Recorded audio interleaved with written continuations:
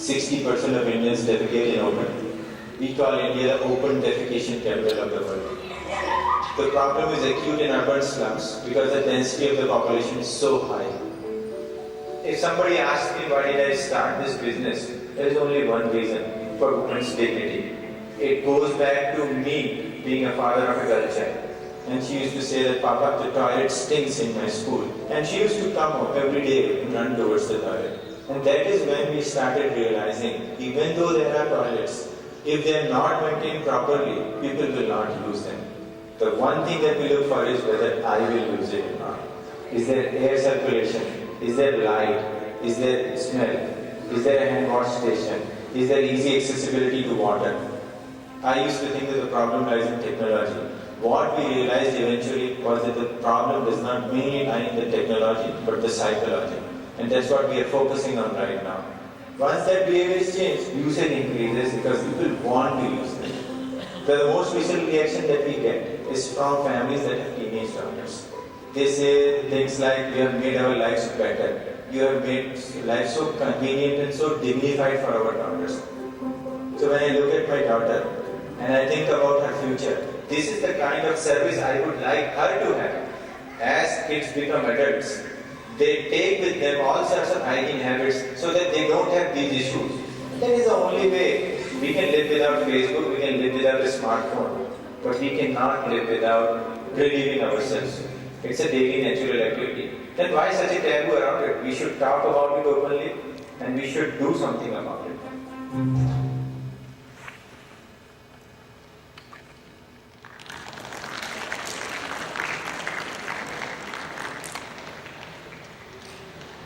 सबसे पहले मैं ऑर्गेनाइजर्स को थैंक्स देना चाहती हूँ, स्तुति और उनकी टीम को जिन्होंने अच्छे सुंदर कार्यक्रम का आयोजन किया है और 90 स्टेट्स के पार्टिसिपेंट्स को यहाँ पर बुलाया है, वो भी इतनी सुंदर जगह पे पतंजलि योगपीठ, जो हम टीवी पर देखते थे। मेरे तो बहुत ड्रीम था यहाँ आने का और जैसे मुझे पता चला कि यहाँ कार्यक्रम का आयोजन, मुझे बहुत खुशी हुई।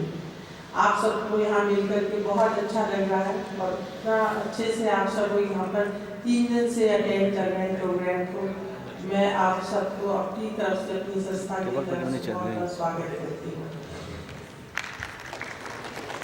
सर, मैं जिस ऑर्गेनाइजेशन से आती हूँ, अभी आपने वीडियो क्लिपिंग देखी, डॉक्टर विदेश्वर पाठक जो संस्थापक है इस संस्था के, उन्होंने 1970 में सुलभ की स्थापना की थी।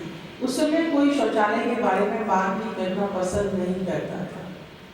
उनका अनुभव बताता है कि कहते मैं कहीं भी जाता था और किसी को भी कहता था कि तो कहता था, अरे अभी आप बैठे बैठे पहले चाय पी लीजिए, कुछ खा लीजिए, तब शौचालय की बात कीजिए। मतलब लोगों के मन में इतना टैबू था। और आज वही विषय है, जब प्रधानमंत्री जी ने लाल किले से कहा कि शौचालय सभी स्कूल्स में चाहिए, सभी घरों में चाहिए, सभी गांव में चाहिए, तो अब ये हमारे देश का एक अहम मुद्दा बन गया। हर आदमी, हर ऑफिसर, हर अधिकारी शौचालय की बात कर रहा है। तो ये जो बदलाव है, ये 44 इयर्स की जर्नी है डॉक्टर पाठक की। मैंने इस ऑर्गेनाइजेशन को 1997 में ज्वाइन किया।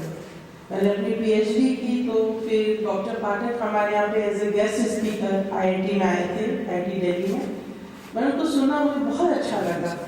मैं तो PDF के लिए ट्राई कर रही थी, मैंने कभी सोचा भी नहीं था कि मैं सुलभ में जाऊँगी, लेकिन जो मेरे को लगा पता नहीं क्यों टर्न माई माइंडसेट एकदम से, और मैंने उनसे कहा कि सर मैं सुलभ के साथ काम करना चाहती हूँ।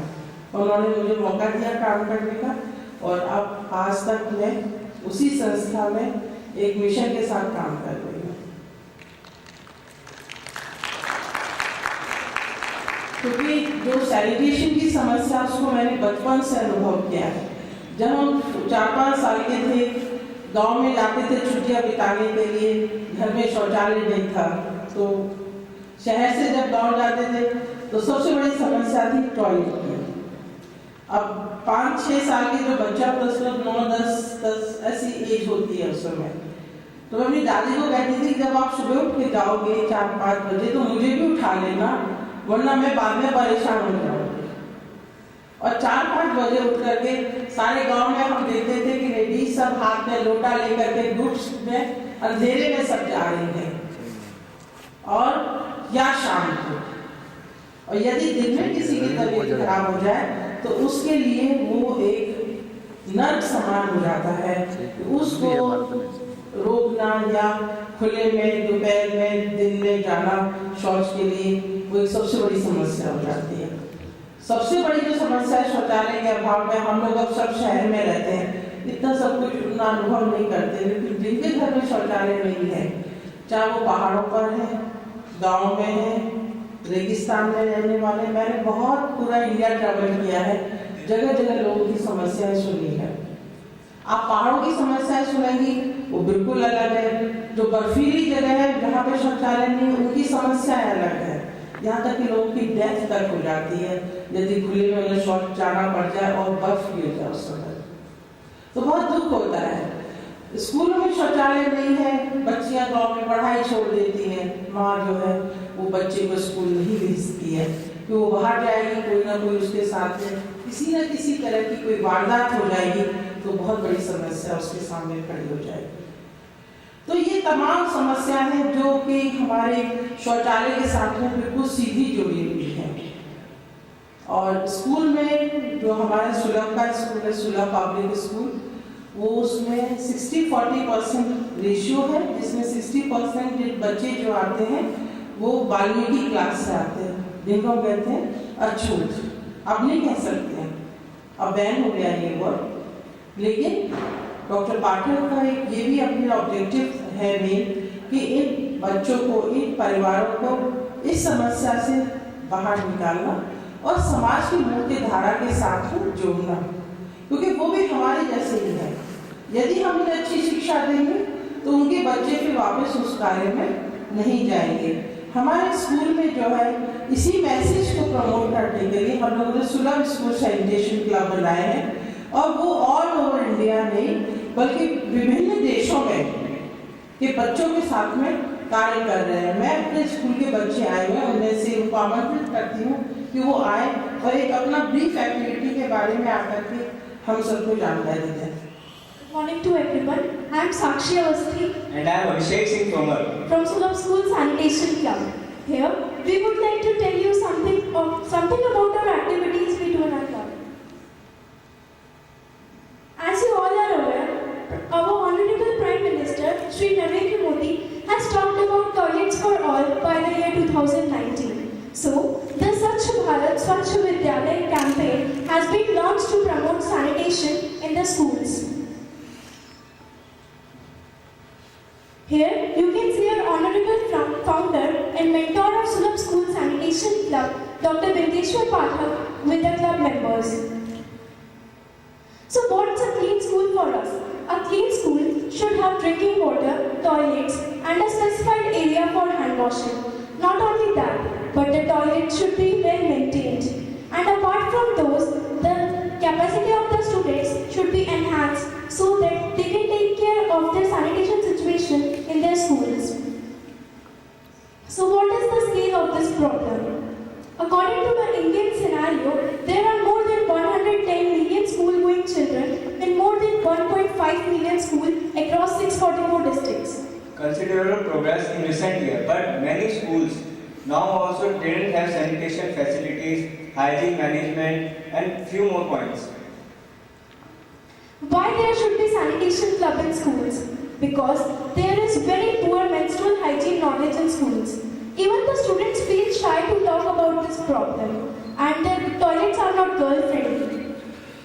Broken and poorly maintained toilet in schools. The toilets are there in schools, but the students don't want to use them because of their poor condition, as you can see in the picture. The practice of hand washing with soap in India is very poor. The students don't have enough time, and they are also not aware about the steps of hand washing. So what are the key bottlenecks? Lack of awareness of the hand washing facilities, Lack of toilets, lack of teaching, lack of teachers to teach about hygiene-related topics, and few more points. our goal is to have clean water, sanitation and hygiene in all schools.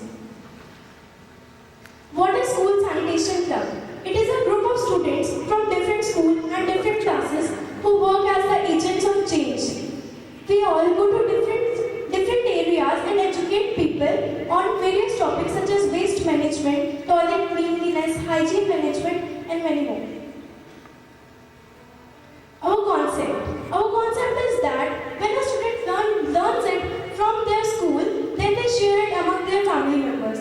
Then the family members tell it to their respective communities. And so the hygiene education goes on.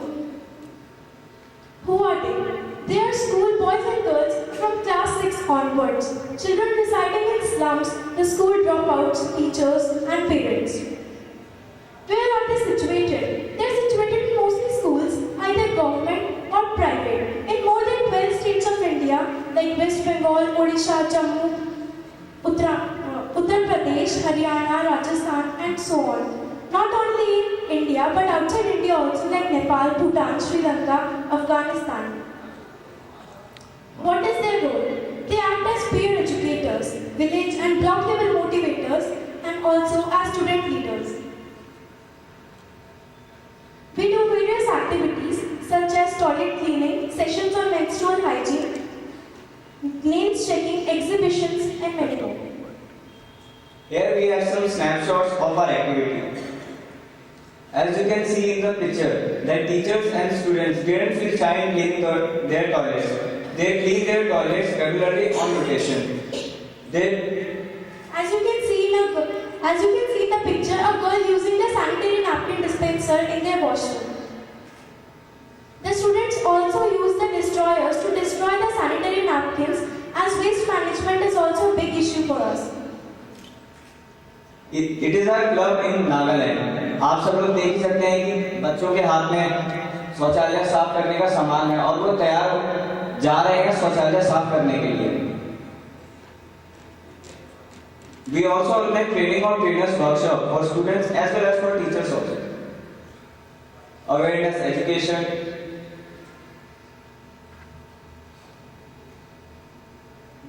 Menstrual hygiene. We also conduct sessions on menstrual hygiene and give information to the teachers and the students. We have a sanitary napkin center installed in our center, so the students themselves make the sanitary napkins there.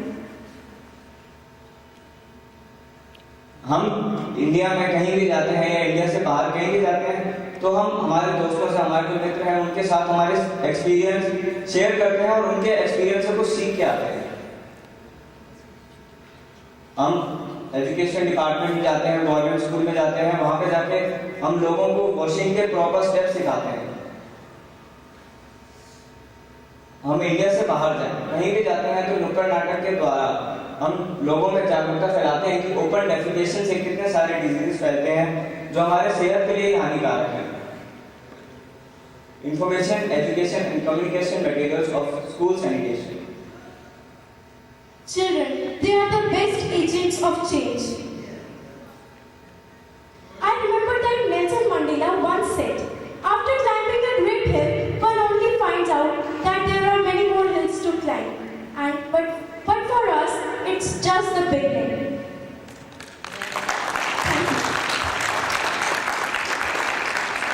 मैं अपनी presentation खत्म करने से पहले कुछ थोड़ा सा कहना चाहूँगा जो मैंने अपने हृदय से फील किया. हमने कल बहुत से सेशन देखे, बहुत सी प्रेजेंटेशन देखी, बड़ी बड़ी बिल्डिंगों के बारे में जानकारी ली, हमने. लेकिन मैंने सोचा था कि शायद से उनमें टॉयलेट्स का भी जिक्र होगा. टॉयलेट्स जो है वो चाइल्ड फ्रेंडली, गर्ल्स फ्रेंडली होंगे. आज हमने सुबह स्टॉल लगाए थे यहाँ पे. आप जैसे बहुत से लोग आए, हमारा स्टॉल देखा, हमारे साथ गेम खेले, हमें बहुत मजा आया उसके साथ. डॉक्टर पाठक सर ने हमें इतना एम्पावर कर दिया है कि मैं आज आप सबके सामने खड़ा होकर सैनिटेशन के बारे में बोल पा रहा हूँ. और मैं ऑर्गेनाइजेशन को एक सजेशन भी देना चाहूँगा कि जैसे उन्होंने ये प्रिंसिपल का एक कॉन्फ्रेंस रखा है, वैसे एक बच्चों का भी रखें जिसमें बच्चे सैनिटेशन के ऊपर बोल पाए, खुल के बोले. सैनिटेशन एक सेशन दिया जाए उनको. Thank you.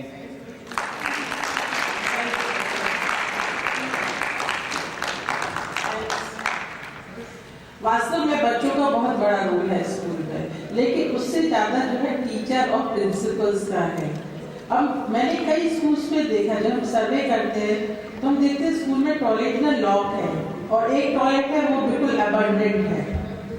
तो पूछते हैं कि ये स्कूल का ये जो पेरी अर्बन, सेमी अर्बन और रूरल की मैं बात बता रही हूँ, तो पूछते ये स्कूल लॉक क्यों है टॉयलेट? बोलते ये ना टीचर्स का टॉयलेट है और ये खराब है, ये बच्चों का टॉयलेट है। तो मतलब जब हमारी मानसिकता जो है हमारे बच्चों के प्रति जो है बिल्कुल संवेदनशील नहीं होगी शौचालय को लेकर के, तो हम कैसे एक अच्छे टीचर और एक अच्छे प्रिंसिपल होने का दावा कर सकते हैं? हमारा जो अभी इन्होंने फोटोग्राफ दिखाए थे सुलभ पब्लिक स्कूल में, आप सभी लोग आइए, जब भी आप दिल्ली आए वी आर मोस्ट वेलकम, आप जरूर सुलभ विजिट करने आइए। और वहाँ पर जो शौचालय है वो प्रिंसिपल टीचर्स के लिए कोई अलग नहीं है, ना जेंट्स टीचर लेडीज, अलग अलग सेपरेट सेक्शन को बॉयज एंड गर्ल्स, लेकिन टीचर्स भी वही यूज करते हैं, बच्चे भी वही यूज करते हैं। एंड इन टर्न उन सबकी रिस्पॉन्सिबिलिटी लगती है सफाई करने के लिए, चेक करने के लिए, देखने के लिए, तभी शौचालय साफ रह सकता है। सुलभ में एक म्यूजियम ऑफ टॉयलेट भी है, वो शायद आपने सुना होगा, और वो वर्ल्ड में 3rd है अपने आप में, और हमारे डेली विजिटर्स आते हैं उसको देखने के लिए, क्योंकि वो मैप पे भी है। तो एयरपोर्ट के पीछे हम लोगों का ऑफिस है, वो फटाफट सबसे पहले देखने आते हैं। आप सब लोग जरूर देखने आइए म्यूजियम ऑफ टॉयलेट्स, और साथ में सुलभ पब्लिक स्कूल, जिसमें आप देखेंगे कि बच्चे, दोनों वर्ग के बच्चे साथ साथ पढ़ रहे। आप डिफ्रेंशिएट नहीं कर सकते, मैं डिफ्रेंशिएट नहीं कर सकती। पर्पस उस स्कूल का सिर्फ यही है कि कोई बच्चा अलग नहीं है, सब बच्चे एक साथ हैं, अपना टिफिन साथ साथ शेयर करते हैं, खेलते हैं, खाते हैं, सब साथ साथ, संस्कृत भी पढ़ते हैं, इंग्लिश भी पढ़ते हैं, हिंदी भी पढ़ते हैं। वो स्कूल जो है वो 10th स्टैंडर्ड तक है, और साथ में ही वोकेशनल ट्रेनिंग इंस्टीट्यूट है, जहाँ पर कि stenography, beauty parlour, fashion designing, electrician, इस तरह के करीब 11 ट्रेड्स की हम लोग ट्रेनिंग देते हैं बच्चों को। वहाँ भी यही है 60-40 ratio. Plus we have slum welfare programme, जहाँ स्लम के बच्चे आते हैं, हमारे स्कूल से सीख के जाते हैं।